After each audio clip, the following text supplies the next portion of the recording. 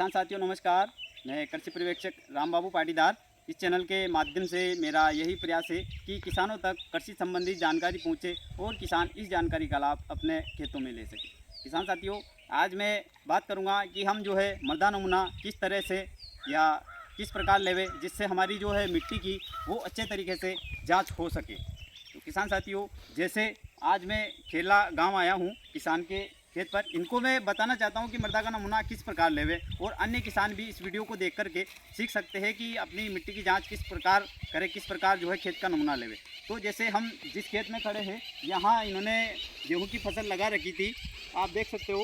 और ये जैसे ही ये खेत है, तो खेत के जो चारों पाँचों कोने रहते हैं, चारों पाँचों कोने से जो 20 फुट की दूरी छोड़ करके आप अंदर से जो है 4-5 स्थान से या 7-8 स्थान से आप जो है मृदा नमूना लेवे। और ध्यान रखें कि जो जहाँ से मृदा नमूना ले रहे हैं वहाँ जो पेड़ के नीचे की मिट्टी नहीं हो, पेड़ की छाया नहीं हो उस जगह। और जो मृदा नमूना ले रहे हैं वो मृदा नमूना इस प्रकार से लेवे कि जैसे ये हमारी मिट्टी है, तो हम इसमें 10 से 15 सेंटीमीटर के नीचे वी आकार का एक जो है, जैसे वी आकार का एक गड्ढा खोदे। जैसे हमने वी आकार का एक गड्ढा खोदा है, और जो इस जो गड्ढा खोदने के बाद यहाँ से आप 500 ग्राम मिट्टी एक स्थान से ले सकते हो। ऐसे ही आप खेत में 5-7 जगह से जो 500 ग्राम मिट्टी चुन सकते हो। चुनने के बाद जो मिट्टी चुनोगे 5-7 जगह से, तो उसको एक पाल पर या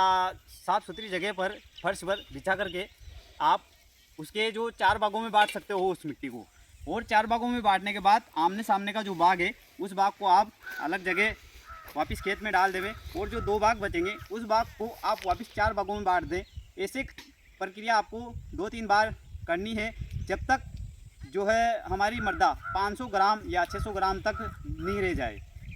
500 ग्राम मिट्टी जब हमारी उस जगह बच जाएगी, तो उस मिट्टी को हम थैली में जो पैक करके और उस पर एक लेबल लगाएंगे कागज़ का, पर्ची का, जिस पर हम किसान का नाम और उस खेत का खसरा नंबर और खेत का कोई नाम हो तो उसका नाम, ये सभी हम उस पर लिख करके, और जो मृदा नमूना की थैली है उस पर वो टैग लगा देंगे। टैग लगाने के बाद इस मृदा नमूना की थैली को हम जो जिला स्तर पर जो मृदा जांच प्रयोगशाला हो, या कृषि विज्ञान केंद्र में मृदा जांच प्रयोगशाला हो, या पंचायत समिति स्तर पर भी मृदा जांच प्रयोगशाला हो, तो वहाँ हम इस मृदा नमूना को ले जा कर के मिट्टी की जांच करवा सकते हैं। और वहाँ से मृदा जांच होने के बाद एक मृदा स्वास्थ्य कार्ड आपको बनाकर दिया जाएगा। उसके आधार पर आप जो खेत में, जैसे उसमें पूरा ब्यौरा लिखा होता है कि उसका मृदा का पीएच कितना है और ईसी कितना है, उसमें कार्बन कितना है और उसमें जो पोषक तत्व कितने हैं। अगर उसका पीएच जो है वो 6 से कम है आता है, तो हम उसमें चूना डाल करके सुधार कर सकते हैं। अगर जो मृदा का पीएच 8 से अधिक आ रहा है, तो हम उसमें जिप्सम डाल करके उसका सुधार कर सकते हैं।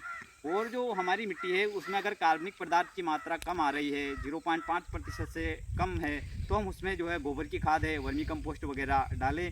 और पोषक तत्वों में अगर हमको जैसे कोई खाद की कमी है, उसका पता लग गया कि हमको नाइट्रोजन की कमी है, तो हम उसमें उसी हिसाब से खाद डालें। अनावश्यक खर्चा नहीं करें, अनावश्यक रूप से हम अंधाधुंध खाद का प्रयोग नहीं करें। जिस पोषक तत्व की हमको उस मृदा स्वास्थ्य कार्ड में कमी दिखाई दे रही है, उसी आधार पर हम अपने खेत में जो है वो खाद डालें, जिससे हमारी मृदा है वो बंजर नहीं होएगी और उपजाऊ बनी रहेगी। तो किसान साथियों, आप सभी से निवेदन है कि मृदा जाँच वर्ष में एक बार अवश्य करवा लेवे। और मृदा जांच जो होती है वो जैसे खरीफ की बुआई से 1 से 1.5 माह पूर्व, जब आपका खेत खाली हो चुका है, खाली होने और जो है खेत में नमी बहुत कम हो, कम से कम नमी होना चाहिए खेत में, इस स्थिति में जब हम मृदा नमूना ले रहे हैं, तो उसी समय हम मृदा नमूना लेवे। किसान साथियों, आपसे निवेदन है कि अपनी खेतों की मिट्टी की जाँच अवश्य करावे, क्योंकि कृषि विभाग के द्वारा विभिन्न योजनाओं का लाभ लेने के लिए अब जो मृदा स्वास्थ्य कार्ड को भी जरूरी कर दिया गया है। जब तक हम मृदा स्वास्थ्य कार्ड नहीं बनवा लेते, तब तक हम विभाग की कोई भी योजनाओं का लाभ लेने